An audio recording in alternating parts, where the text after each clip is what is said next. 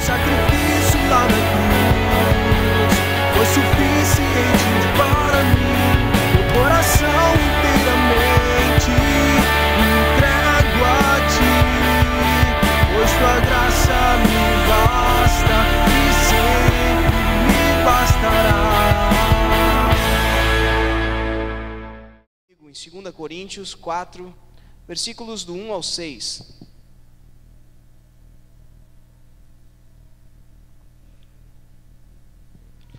Segunda carta de Paulo aos Coríntios, capítulo 4, versículos do 1 ao 6. Nós vamos usar hoje a nova tradução na linguagem de hoje, que é a Bíblia que o pessoal tem estado mais acostumado aqui nos últimos tempos. Você achou aí, irmão? Amém? Posso ler então?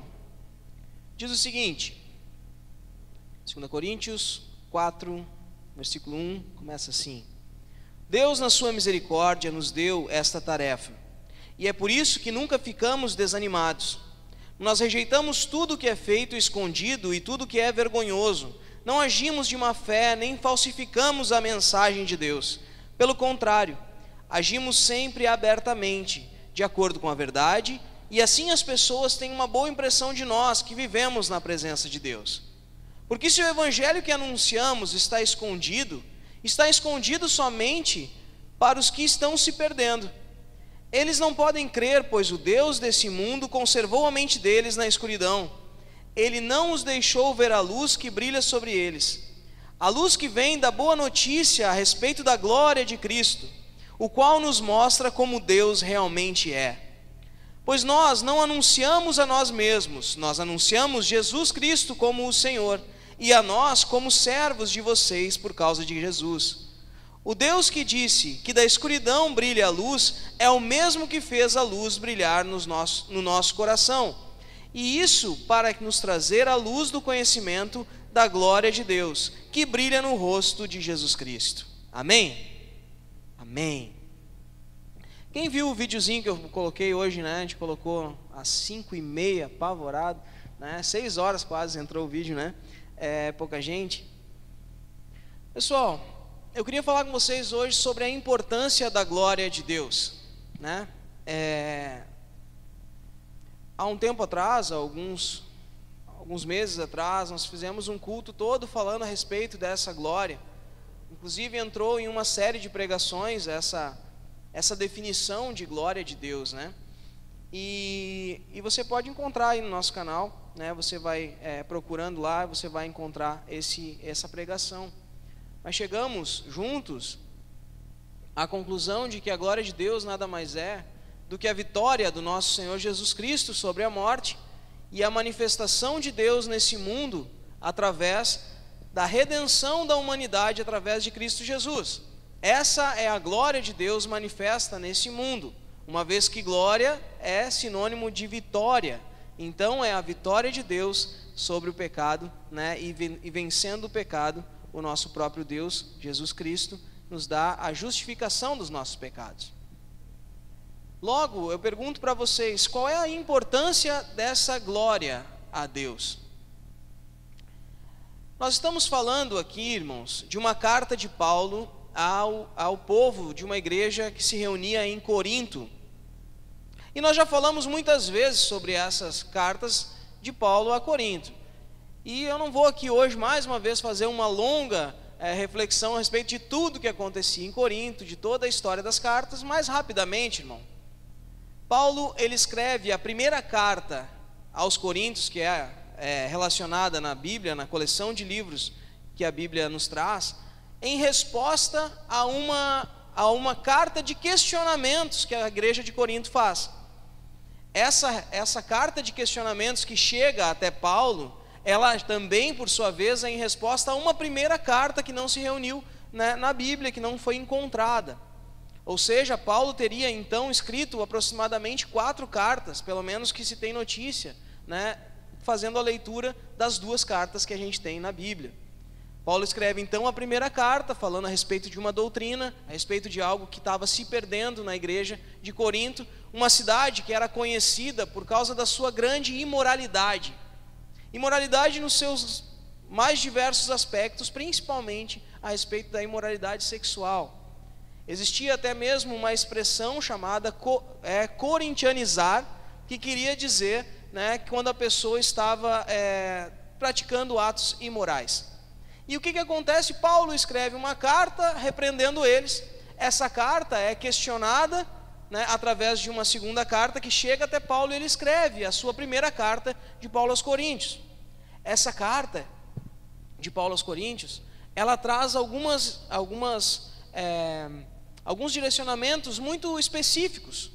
Se você fizer a leitura da primeira carta a Coríntios, você vai ver que tem respostas a algumas perguntas. De lá que sai toda a questão de uma doutrina, onde as mulheres não podem cortar os cabelos, né? De como funciona o ordenamento da igreja. São respostas específicas do povo de Corinto, para o povo de Corinto, de Paulo.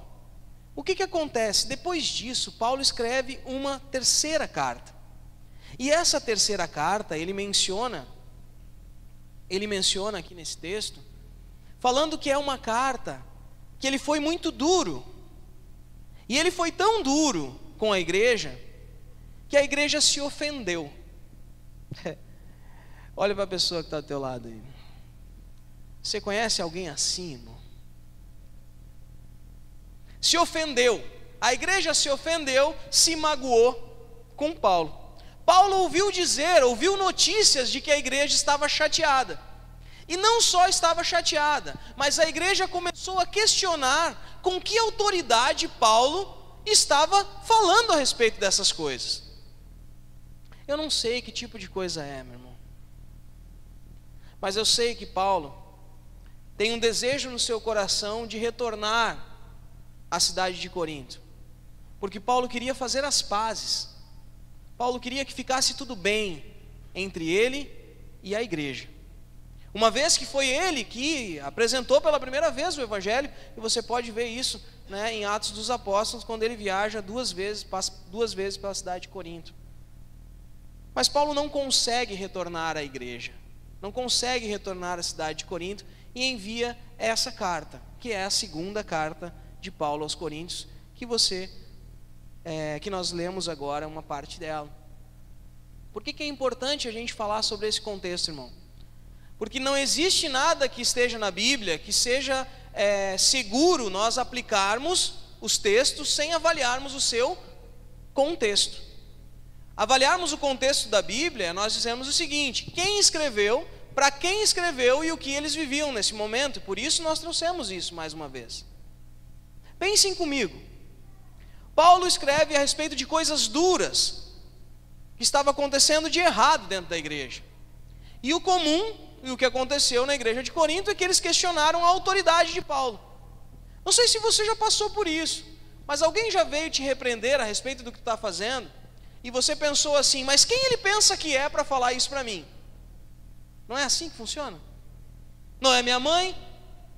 Mas quando a tua mãe falava, tu também achava ruim. Daí tu ia dizer o quê? Eles questionaram a autoridade de Paulo. Então, além de fazer as pazes, ele tinha a pretensão de demonstrar e provar a autoridade que ele tinha, sim, para poder falar a respeito do que ele falava. E também ele precisava deixar claro que mesmo no intuito de fazer as pazes, ele não abria mão nem 1 centímetro daquilo que ele tinha falado nessa sua carta, repreendendo-os. Ou seja, o intuito da segunda carta de Paulo aos Coríntios era dizer, primeiro, que ele era sim autoridade, porque ele era uma autoridade que foi instituída por Deus. E segundo, que aquilo que ele escreveu precisava ser escrito, e eles precisavam ouvir. Mas Paulo tinha uma pretensão, que é sobre o que nós vamos falar hoje, a respeito da importância da glória de Deus. Pensem comigo. Nas nossas relações, irmãos, na nossa trajetória, a gente costuma ser severamente constrangido pela pureza e a santidade do nosso Senhor Jesus. Quando nós nos encontramos como igreja, nós olhamos para Cristo e entendemos a história de Jesus, e você conhece a história de Jesus, né? Alguém aqui não conhece Jesus Cristo? Todo mundo conhece, né? Ele morreu em uma cruz, e isso também você conhece. E ele morreu nessa cruz porque ele tinha sido um rebelde. Ele morreu nessa cruz porque ele tinha sido um bagunceiro, um criminoso. Foi isso. Ele morreu nessa cruz porque ele liderou um povo e uma rebelião para que todo o povo de Israel abandonasse em Roma. Foi isso que ele fez. Foi isso, irmãos. Foi por isso que ele foi para a cruz. Mas era isso que a igreja queria nessa época, que nem era a igreja, né? Era o povo de Israel. Eles queriam que ele liderasse uma revolução. Mas ele não fez isso.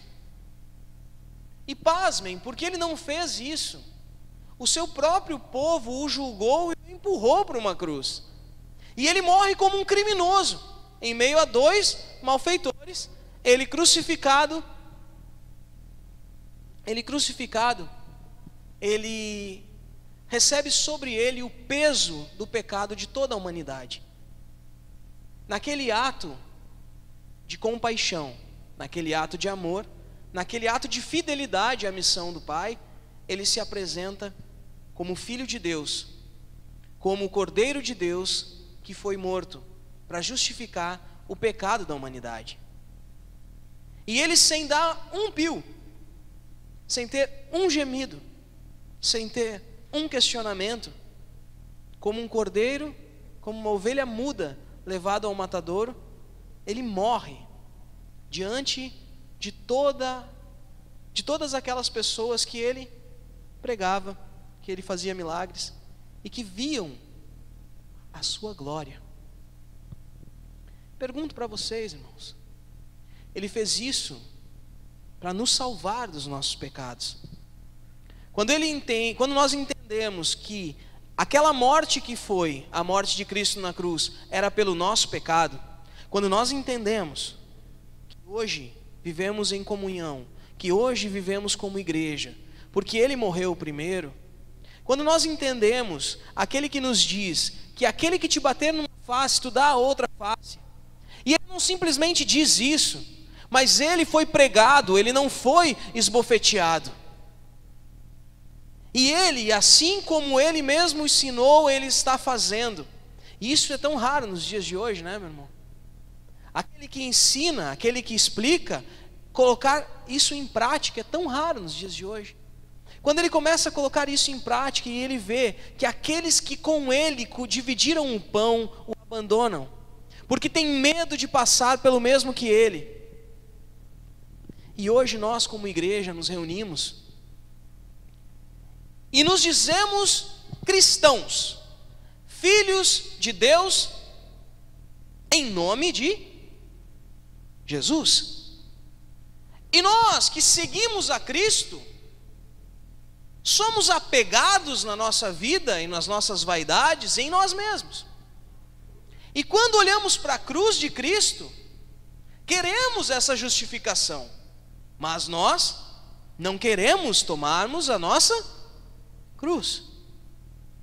E quando constrangidos, nos pegamos egoístas, diante de um amor, como a Adê falou, que não existe nada igual, que nos ama mesmo sendo hipócritas. Sabe quando você está lá com o seu joelhinho dobrado, porque o filho está doente, e faz 3 meses que você não olha para Deus, faz 3 meses que você não dá nem as caras com Deus, sabe? Daí você dobra o teu joelho e diz: Senhor, por que eu estou passando por isso? Senhor, o que está acontecendo?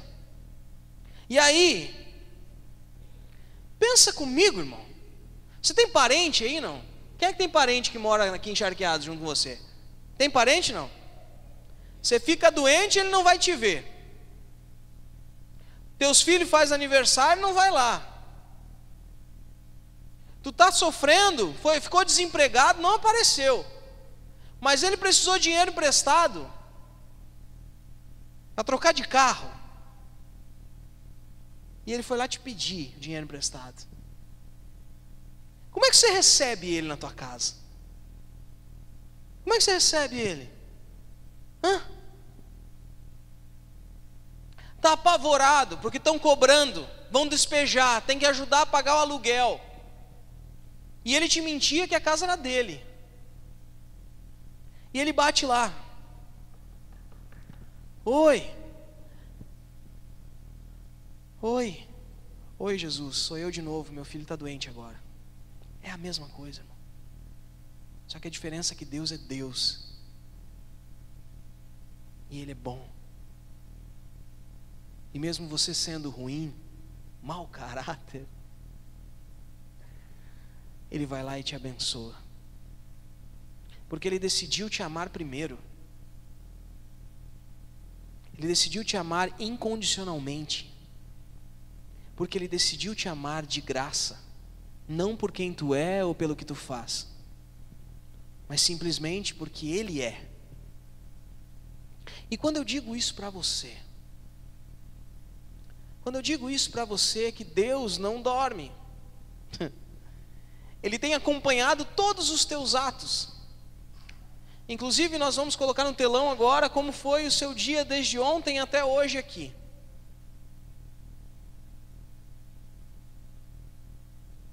E você hoje aqui, no final desse culto, vai fazer uma oração dizendo para o Senhor: Senhor, eu preciso que Tu me abençoe. É justo que eu façamos isso. Mas é bom que a gente saiba que Deus Ele não deixa de nos acompanhar. Tudo que a gente faz, irmão. Tudo. A forma que você lida com o seu dinheiro, a forma que você lida com a sua namorada, a forma que você lida com seus pais, a forma que você mente a respeito de você mesmo, a forma que você é irresponsável, a forma que você se envaidece com poucas coisas. Ele te acompanha o tempo todo, e nós não estamos aqui para relacionar pecados, nós estamos aqui para admitirmos que somos pecadores. E essa nossa falha,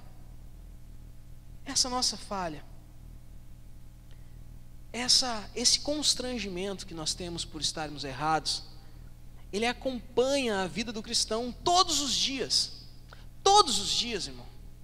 Eu não sei você, mas eu todo dia, cara, em algum momento, eu sou constrangido. Eu contei para vocês no domingo passado, contei? Ou foi com os homens ali que eu contei? Eu fiz algumas visitas essa semana, foi bênção, irmão. Quero ver se continua essa semana que vem, né? Então eu falei muitas vezes de muitas coisas. Não sei se eu falei no culto ou não, mas eu falei para vocês que uma coisa que me irrita é jogar papel no chão. Eu falei no culto ou não? Falei lá em cima, lá, né? Lá para os homens, né? A gente fez na última quinta-feira uma reunião aí. E assim, improvisada de última hora, fizemos um arroz com galinha aí para os homens e batemos um papo. E um dos exemplos que eu usei foi esse, que uma coisa que me irrita profundamente é as pessoas jogar lixo no chão, papel no chão, copinho plástico, lata, esses negócios.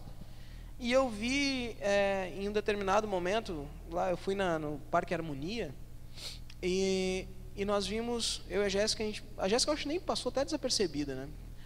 Tinha muita lama, né? Barro mesmo, né? Lá. E umas pessoas tocando lata no chão, né, cara? E aquilo me irrita, sempre me irritou esse negócio. E além de tudo, né? A pregação de hoje me exige transparência, né? Tinha um monte de colorado comemorando já. Então juntou duas coisas que estavam me irritando, né, irmão? Vamos ser transparentes, né? Tava os colorados comemorando, bebendo, tocando lata no chão. Daí eu disse assim: o problema não era bem a lata, né? Mas aquilo me irritou de alguma forma, né? Mas viu como Deus é bom, né? É justo, né? Não é justiça? Tanto para um lado quanto para o outro. Agora fica os dois bem quietinhos e aguento. O que aconteceu, irmão? Desculpa a bobagem, mas é verdade. Aí estava aquela sujeira assim, né? E eu pensando: que gente bem mal educada, que coisa que está feita para não dar certo, né? E daqui a pouco passa um tempinho assim, decorreu um tempinho, e vem uma mãe com os filhos pequenos, uma guriazinha maior, tal, pequenininho, com uma sacolinha, e eles comemorando cada latinha que eles estavam recolhendo no chão. E aí eu entendi que eu sou um cabeção mesmo, que eu não entendo nada. Não entendo nada. Porque enquanto eu acho que as pessoas estão fazendo as coisas para se acabarem, para se destruir, Deus usa cada uma das coisas para trazer graça. E quando eu vejo isso, eu brabo lá com os caras tocando, eu digo assim, bah Deus, eu sou um lixo mesmo, eu já estou aqui julgando. E se eu fosse tu, o mundo já tinha acabado. Já tinha. E entre as minhas crises de identidade, eu acho que o primeiro a se destruir era eu mesmo, cara. Mas a verdade é que a vida do cristão, ela vira e mexe, a gente está constrangido pela pureza, pela santidade, pelo amor do nosso Senhor Deus. Não sei você. Eu tive em uma das visitas hoje, essa semana, o prazer de ouvir uma pessoa falando que eu nunca tinha ouvido falar. E quando ela falou mesmo. Eu disse isso para ela, que ela continuasse vendendo cara as suas palavras, porque quando ela falava para valer. E eu pude ver o que Deus tem falado, mesmo com esse monte de bobagem que eu falo aqui no culto, cara, né? E eu acredito que isso nos constrange, cara. E essa trajetória de ser constrangido, ela vai indo muito bem, até que mexa com o nosso orgulho. Ela vai indo muito bem, até que mexa com as nossas vaidades. Nos nossos relacionamentos aqui no mundo, você tem irmão sanguíneo? Quem é que tem irmão sanguíneo? Levanta a mão. Nós fizemos um seminário, se você não viu, não estava aqui, vai no canal lá e procura lá, Somos Irmãos. Tem um filmezinho e tem 3 cultos. É muito legal. Fala a respeito da dificuldade, da trajetória, de como é vivermos como irmãos. E sermos irmãos nesse mundo é uma tarefa muito difícil. Por quê? Porque geralmente os irmãos brigam, não é verdade? Família não é um problema geralmente. É uma bênção, é um presente de Deus. Era para ser, mas como tudo aquilo que Deus investe muito para que dê certo, o diabo e esse mundo faz tudo para virar do avesso. Nós vivemos disputando, nós vivemos competindo, nós vivemos tentando convencer uns aos outros que nós estamos certos. E aí quando vem alguém e confronta o nosso pecado, quando vem alguém e diz assim, cara, tudo bem, mas tu não pode continuar a fazer isso. Sabe o que a gente faz? A gente quer justificar. A gente quer argumentar, a gente quer dizer assim, não, mas é porque eu amo que eu faço isso. Eu disse, não importa, tu não pode espancar o teu filho. Não, isso não é amor. Acontece. Não, mas eu estou fazendo isso daí porque é um negócio da nossa família. Não importa, tu não pode sonegar impostos. É pecado. Duvida? O que Jesus falou a respeito da moedinha, né? Lembra? O que está escrito nela? Ah, Maurício, mas o imposto é um roubo? Eu disse, não é. Se fosse, estava todo mundo preso. Quem vai preso é quem não paga. Não me venha com churumelas. Está errado, não está errado, irmão. Tá tudo bem. Tu está errado, tu faz errado, bueno. Só importa que tu saiba isso. Ah, Maurício, mas aí... Não, vamos parar de falar de pecado hoje. Porque eu não quero que você sinta por mim o que a igreja de Corinto sentiu por Paulo. Mas é inevitável, cara. Quem é pai aqui e tem filho adolescente sabe o quanto é difícil chegar para ele e dizer que ele está errado. Mas 99,9% dos casos ele está errado mesmo. E aí é um ai, ui, é isso por causa disso, é aquilo por causa daquele outro, e a gente sabe, a gente já foi. A gente batia o pé, não pode, ninguém me entende. Mentira, não quer admitir que está errado. Você sabe do que eu estou falando. A nossa igreja, ela tem uma faixa etária assim, de idade muito legal, cara. É um pessoal que começou a cair na real, entendeu? Começou a cair na real, quando a gente fala disso, começa a dar uma risadinha assim, pá, pior que é, e o seguinte, e as crianças estão crescendo, daqui a pouco estão namorando, e aí você vai ver, papai. Posso te dizer, essa briga, essa dificuldade de admitirmos que estamos errados, ela talvez tenha sido e vem sendo um dos maiores problemas da igreja. Principalmente igrejas que vivem em comunidade muito próximas como é a nossa, acontece muito das pessoas se ofenderem umas com as outras. Por quê? Porque na primeira vez que tu fala a respeito de algo que está errado, tudo bem, não, acho que não foi para mim. Mas aí, com a proximidade, chega alguém que é um pouquinho mais íntimo teu e diz assim, não, mano, é contigo mesmo. Aí diz, não, pois é, mas não é isso, tu tenta justificar. Mas aí quando tu sabe que está errado, a justificativa começa a ficar mais difícil. Quando está na cara que está errado, está na cara que teu pecado está te matando, fica mais difícil ficar justificando. E aí começa a acabar os argumentos, a melhor coisa que tu tem para fazer é o quê? Apontar para quem te falou. Mas quem ele pensa que é? Quem é? Que autoridade ele tem para falar isso para mim? Porque o que é autoridade? A autoridade é o que eu acabei de falar. A autoridade é quando a pessoa faz aquilo que ela fala. E aí ela pode cobrar, não é isso que você exige. Não é isso que você exige, irmão. Pensa comigo, se o teu chefe chega atrasado todo dia, ele pode te cobrar horário? Ele não pode, ele não tem autoridade para fazer isso. Ele não dá exemplo nisso. Se ele humilha as pessoas, e tu é alguém que tem um cargo, que tem pessoas subordinadas a você, ele não pode exigir que você não humilhe também. Se o pastor da tua igreja é um sem vergonha, ele não pode dizer para você que você não pode ser sem vergonha. Opa! Quem é o pastor dessa igreja? Quem é o pastor dessa igreja? Quem é o pastor dessa igreja? Jesus. Chama ele de sem vergonha que eu quero ver. Aí está a importância da glória de Deus. Aí está a importância da glória ser dada a quem é digno de glória. Você entende isso, irmão? Você consegue entender que quando a gente começa a tentar se matar aqui dentro, a gente tem que apontar para aquele que foi pregado na cruz. E aí, contra o amor, não existe lei. Não importa os seus argumentos e contra-argumentos. No final das contas, quando nós olhamos para Cristo, aquele que está nos repreendendo, ele está fazendo isso em nome de Jesus. Acontece um monte de bagunça na igreja, né, irmão?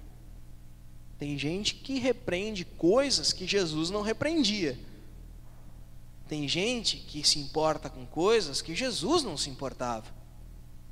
Tem gente que aperta e pressiona. Nós falamos há alguns cultos atrás, não sei nem se foi no último, de igrejas que impõem fardos pesados sobre os seus membros. Mas não é o nosso caso, porque o fardo que Cristo nos dá é leve. Não é verdade? Mas você conhece alguém que questionou a autoridade de quem estava ali cobrando e saiu da igreja? Conhece ou não? Sim ou não? Ficou brabo? Posso dizer, eu também já fiz isso. Nossa, não foi fácil. Saí chorando porta fora. Graças a Deus, Deus tem me dado a chance de encontrar e reencontrar muitas dessas pessoas. Mas essas ofensas, elas são o combustível que alimenta todas essas divisões. E uma coisa que a gente custa entender é que uma vez separados do corpo, nós somos fadados à morte, irmão. E se a gente se ofende a ponto de renegar a igreja, não só a instituição, mas a igreja em si, a gente está isolado. Nosso Senhor, Ele não fez o que Ele fez para que nós vivêssemos isolados. Eu não sei se você tem consciência disso, mas você não consegue ser igreja sozinho. Você não consegue ser igreja sozinho. Você não consegue colocar em prática o amor de Cristo se você não se relacionar com alguém. Todos os frutos do Espírito Santo são relacionais. Não existe amor a Deus sem amar o meu irmão. Não posso amar aquele que eu não vejo se eu não amar aquele que eu vejo. Deus escolheu se manifestar aqui nesse mundo, apresentar a sua glória através da igreja. De temporada em temporada podia aparecer Jesus aqui na terra, convertia todo mundo e voltava lá para a direita de Deus. Não ia custar nada para Jesus. Acredito que ia ser bem mais fácil do que ter que ficar, através do Espírito Santo, convertendo todo mundo. Só que eu posso te dizer, aí ia ser fácil. Não sei também. Não sei, porque quando ele veio, pregaram ele na cruz. Acho que se ele aparecesse de novo, nós ia pregar ele na cruz de novo. Sabe por quê? Porque ele ia dizer o que a gente não quer ouvir. E foi justamente o que ele fez, e é justamente essa a missão da igreja. Dizer para você aquilo que você não quer ouvir. Primeira coisa, irmão, não existe ninguém que tenha essa autoridade aí. Não existe ninguém que não tenha pecados, senão o próprio Cristo. Debaixo da cruz de Cristo, o terreno é plano, a gente fala isso muitas vezes aqui. Não existe pedestal, não existe árvore que eu possa subir, não existe monte que eu vá orar, não existe horas e horas de jejum que me aproximem mais de Deus do que o meu irmão que quiser estar perto de Deus.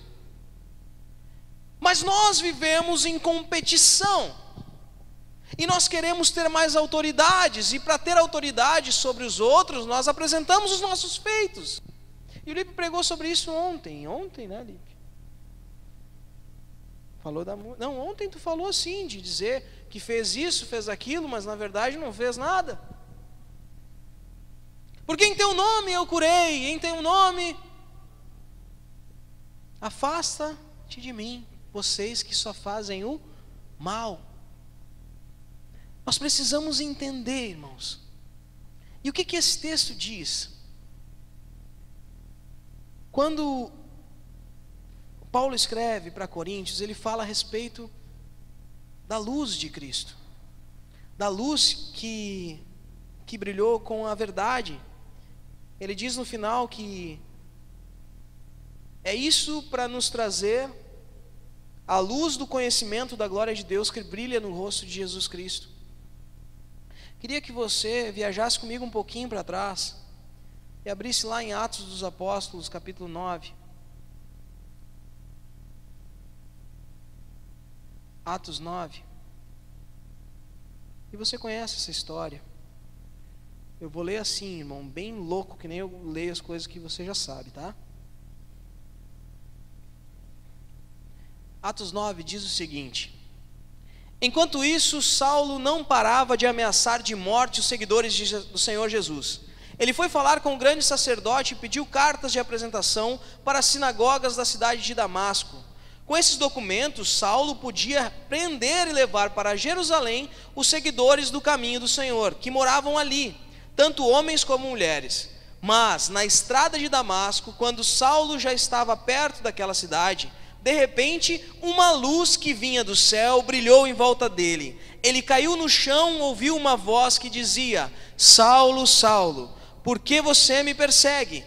Quem é o Senhor? Perguntou ele. A voz respondeu: eu sou Jesus, aquele que você persegue. Mas levante-se, entre na cidade, e ali dirão a você o que deve fazer. Os homens que estavam viajando com Saulo ficaram parados sem poder dizer nada. Eles ouviram a voz, mas não viram ninguém. Quando Saulo se levantou do chão e abriu os olhos, mas não podia ver nada. Então eles o pegaram pela mão e o levaram para Damasco. Ele ficou 3 dias sem poder ver, e durante esses dias não comeu nem bebeu nada. Em Damasco morava um seguidor de Jesus chamado Ananias. Ele teve uma visão e nela apareceu o Senhor chamando: Ananias. Ele respondeu: aqui estou, Senhor. E o Senhor lhe disse: apronte-te e vá para a casa de Judas, na rua direita, e procure um homem chamado Saulo, da cidade de Tarso. Ele está orando e teve uma visão. Nela apareceu um homem chamado Ananias, que entrou e pôs a mão sobre ele, a fim de que ele pudesse ver de novo. Ananias respondeu: Senhor, muita gente tem me falado a respeito desse homem, e todas as maldades que ele faz em Jerusalém com os que creem no Senhor. E agora ele veio aqui em Damasco, com autorização dos chefes dos sacerdotes, para prender todos os que te adoram. Mas o Senhor disse a Ananias: Vá, pois eu escolhi esse homem para trabalhar para mim.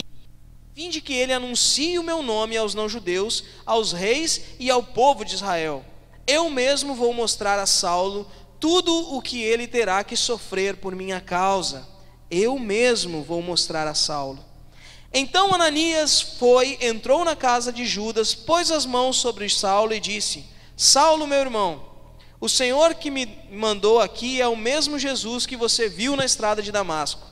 Ele me mandou aqui para que você veja de novo e fique cheio do Espírito Santo. No mesmo instante, umas coisas parecidas como escamas caíram dos olhos de Saulo, e ele pôde ver de novo. Ele se levantou e foi batizado.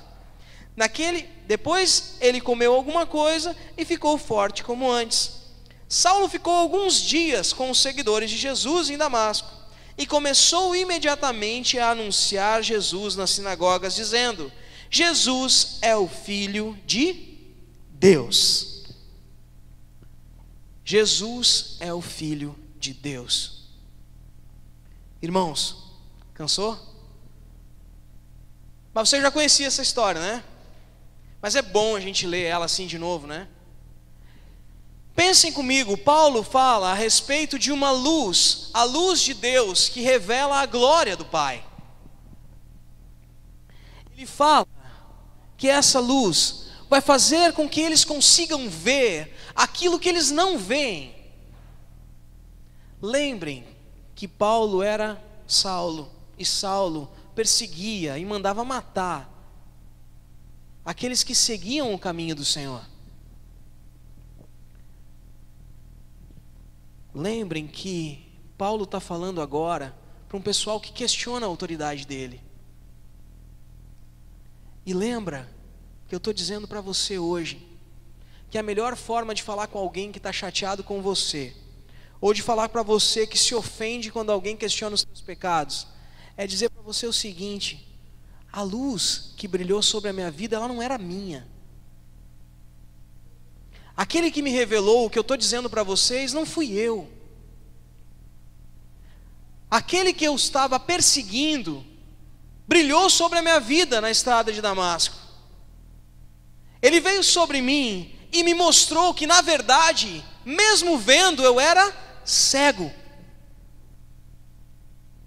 Mesmo vendo, eu não podia ver a glória de Deus, que era o Cristo revelado a nós.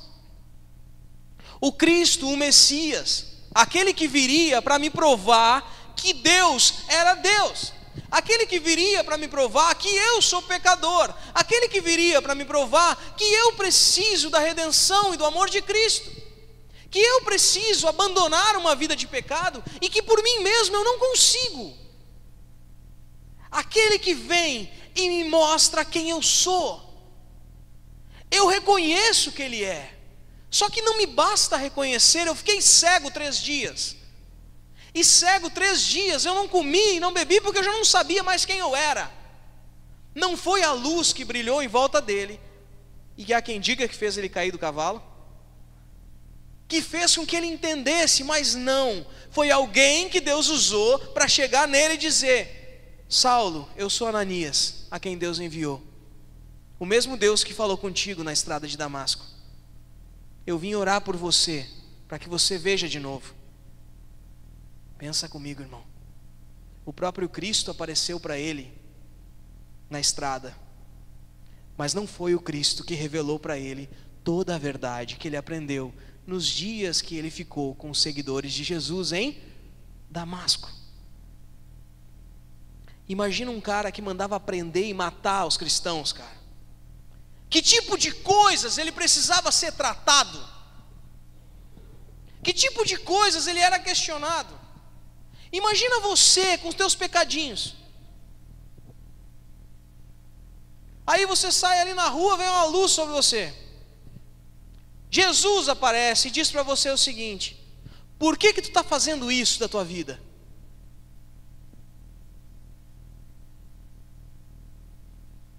Pensa comigo. Que você sai por aquela porta hoje, ali na curva do Capão da Roça, aparece uma luz sobre você. E vai te dizer assim: eu sou Jesus, que morri na cruz para te salvar, mas você me nega. Ah, mas Senhor, eu fui da igreja, vim da igreja agora, mas tu me nega nas tuas atitudes, tu não me ama, porque se tu me amasse, tu não fazia isso. Por que me persegues? E ele vai embora. E aí você vem seguindo e aparece aqui na igreja. E aí eu digo para você: oi, meu irmão. Aqui eu sou só o Maurício. E eu vim te dizer que o mesmo Deus que falou contigo ali na esquina te faz abrir os olhos hoje para que você veja que não dá para continuar desse jeito, né, cabeção? É isso. Paulo podia apontar para Ananias e dizer assim: olha, que se Jesus quisesse me dizer alguma coisa, ele tinha me dito. Quem tu pensa que é? Tu não sabe quem eu sou? Eu sou Saulo. Sou Saulo. Eu cresci aos pés do mestre Gamaliel. Eu sei tudo sobre a lei.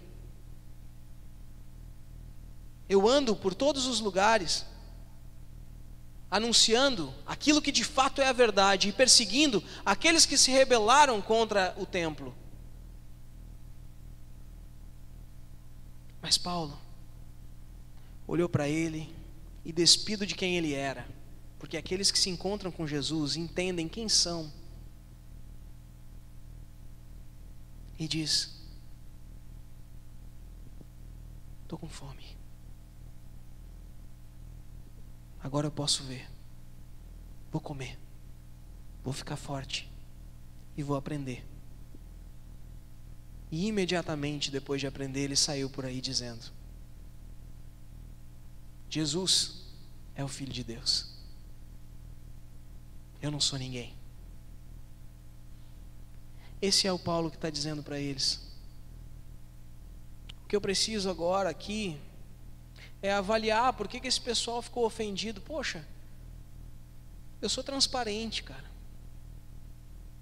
Tudo que eu faço é conforme aquilo que a gente acredita. A gente rejeita tudo aquilo que é feito escondido e é vergonhoso. A gente revela. Nós não temos má fé. A gente não está aqui para se aparecer e para se achar melhor do que ninguém. Nós não falsificamos a mensagem de Deus. Pelo contrário, a gente age abertamente. E parece que os coríntios, eles questionavam a procedência da mensagem de Paulo, porque parecia que ela estava encoberta, parecia que Deus não tinha revelado ainda a eles. E ele começa a dizer que se essa mensagem está escondida, ela foi escondida aos olhos daqueles que estão se perdendo pelo Deus desse mundo. E aí eu digo para vocês leram isso, né, irmão? Estava ali, a gente leu no início. Esse microfone que está me incomodando, deixa eu botar aqui, Lipe. Pega aí para mim, Lipe. Posso precisar dele, mas só para me pegar aqui. Ele diz: porque se o evangelho que anunciamos está escondido somente para os que estão se perdendo. Eles não podem crer porque o Deus desse mundo conservou a mente deles na escuridão. Ele não os deixa ver a luz que brilha sobre eles. E ele diz assim, isso aqui é o versículo 4: a luz que vem da boa notícia a respeito da glória de Cristo. Qual é a boa notícia, irmão? Qual é a boa notícia? Qual é a boa notícia? Lipe falou ontem. Evangelho. Ele saiu bem na hora que eu ia perguntar para ele qual era a primeira palavra mesmo. Quem é que estava aqui, lembra? O que quer dizer evangelho? O que quer dizer evangelho? Boa notícia. Boas novas é a tradição mais, é o que a tradição nos diz, mas o que é angélios? Lembra? Lembra o quê? Lembra anjo, que é também o mensageiro, o que trouxe a boa mensagem. Isso é evangelho. A luz que vem da boa notícia a respeito da glória de Cristo. A nossa mente, ela é fechada. Os nossos olhos são cerrados até que exista sobre a nossa vida a graça de Deus que traz uma boa notícia. E essa notícia revela a glória de Deus através de Jesus Cristo. E essa glória de Deus, tá ali, ó. Ai, que legal, eu me esqueço disso, né? E essa glória mostra quem Deus realmente é. E esse Deus que ela mostra quem é esse Deus que te afaga e que te ama, mesmo tu sendo quem tu é. E Ele te constrange. E aí esse cara que vem e te apresenta um Deus que te ama mesmo tu sendo pecador, mas Ele não abre mão de te dizer que tu é um pecador, porque Ele te ama.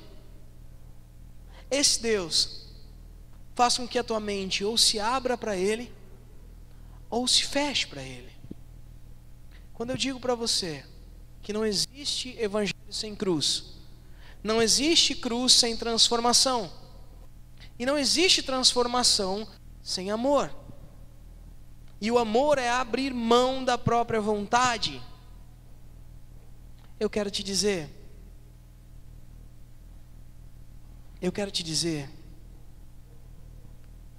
que você precisa ser confrontado.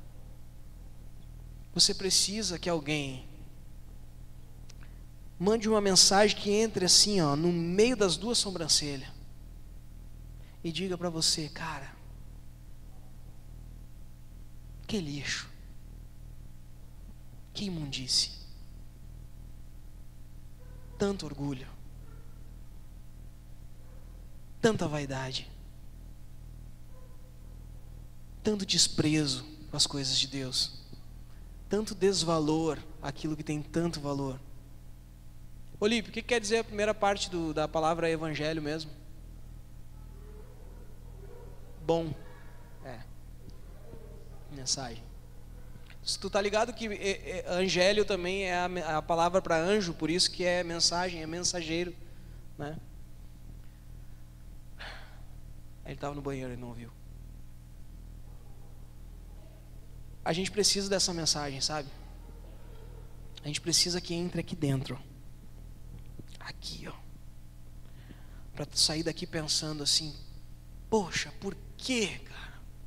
Eu estava tão bem quieto no meu canto. O que eu fui fazer e vim na igreja para descobrir que eu estou errado? O que eu fui fazer? Eu estava tão bem enquanto eu era cego e não sabia que era cego.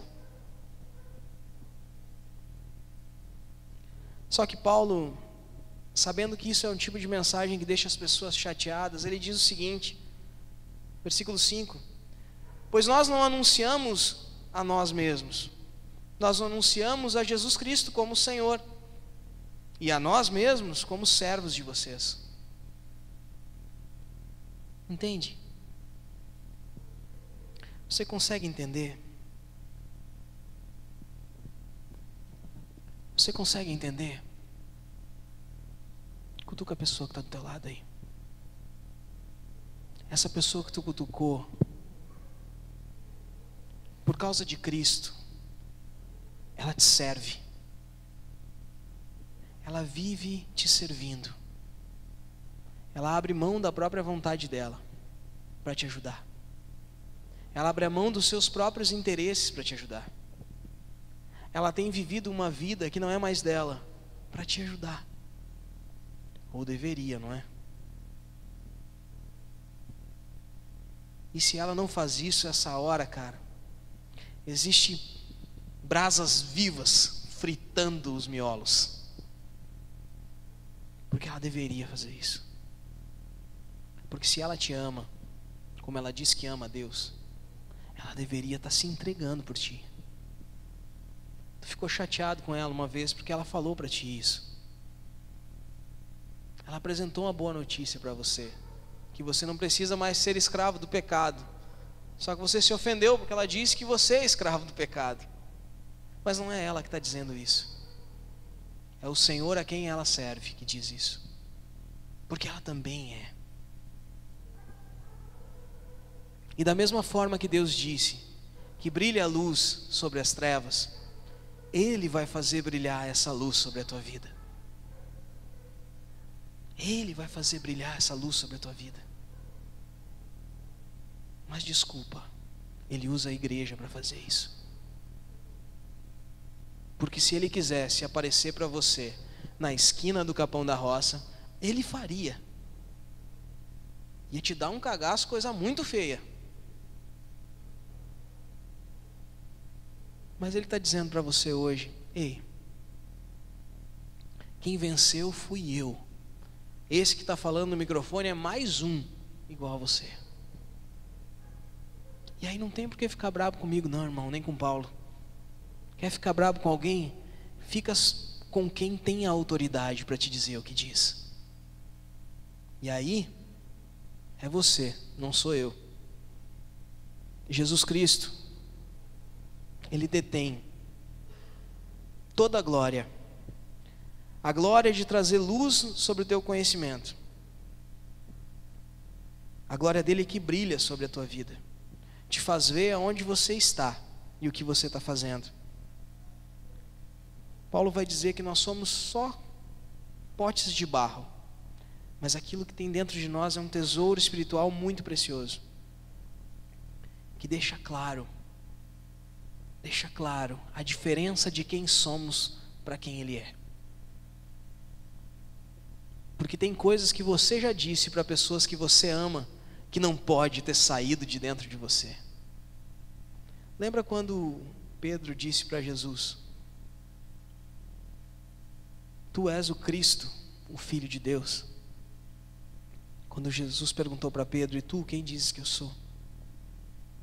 Ele disse para ele: Isso não foi revelado por ti. Isso não vem dos homens. Isso vem de Deus. A transformação da tua vida. Posso pedir para o pessoal da banda, pode ir chegando aqui na frente? Ou é só tu agora ali mesmo? Pode vir, pessoal. Ele não diz para você hoje que você está errado só para te humilhar. Eu não estou aqui apontando para a tua vida e te demonstrando os teus pecados, porque eu quero o teu mal. Eu estou aqui te convidando a uma vida de transformação na luz de Cristo. Quer ficar cego? Feche teus olhos e sai aí batendo cabeça. Quer viver? Quer reconhecer? O Senhor tem uma longa trajetória aí para você. E para mim também. A única coisa que eu preciso te dizer é que nenhuma das vezes fui eu, nenhuma das vezes foi você. Sempre foi Ele. Sempre foi Ele. Quem te fez resistir foi Ele. Quando você pensou que não conseguia andar mais, Ele que te tomou nos braços e andou com você. Quando você pensou que não podia mais chegar perto dele, foi Ele que te disse: eu estou contigo. O nosso grande tesouro diz: Jesus é o Filho de Deus. Ou seja, se Ele me amou, é porque Deus me ama. Eu era cego e hoje vejo, mas eu não sabia que eu não via. O que nós passamos ontem foi o mesmo que os nossos mestres passaram anteontem. E agora nos resta passar para aqueles que virão. Mas a glória sempre foi dele, porque Ele é quem pode nos constranger com seu amor. Assim, nós não queremos vencer uma discussão, nós não queremos argumentar e contra-argumentar, nós só queremos seguir a Cristo. E se você quiser seguir a Cristo também, nós vamos acabar concordando e nos encontrando. E não importa quem está certo, mas importa é que o certo seja certo. E com as nossas fragilidades, nós nos achegamos a Deus para conhecer todo o poder, a força, a honra e a glória que brilha sobre as nossas vidas. Amém? Fica de pé então no teu lugar. O sacrifício lá na cruz foi suficiente para